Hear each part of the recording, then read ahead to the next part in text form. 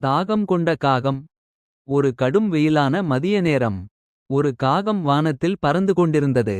வெயில் மிகவும் சூடாக இருந்ததால் அது மிகுந்த தாகமாகியது.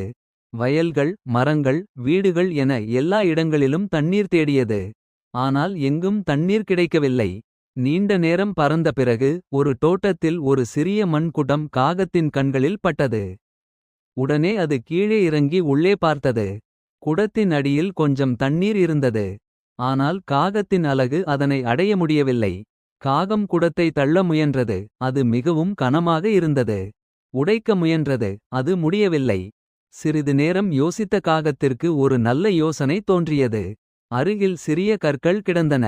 காகம் ஒவ்வொரு கல்லையும் எடுத்து குடத்தில் போடத் தொடங்கியது. மெதுவாக தண்ணீரின் அளவு உயரத் தொடங்கியது. சில நேரத்தில் தண்ணீர் மேலே வந்தது. காகம் மகிழ்ச்சியுடன் தண்ணீர் குடித்து தாகம் தீர்த்தது. பின்னர் மகிழ்ச்சியுடன் பறந்து சென்றது. கதையின் நன்னெறி. முயற்சி இருந்தால் வழி உண்டு. புத்தியும் பொறுமையும் கடினமான பிரச்சினைகளையும் தீர்க்கும். இந்த மாதிரியான நல்ல கதைகளை கேட்க மினி ஸ்டோரீஸ் சேனல் சப்ஸ்கிரைப் பண்ணுங்க.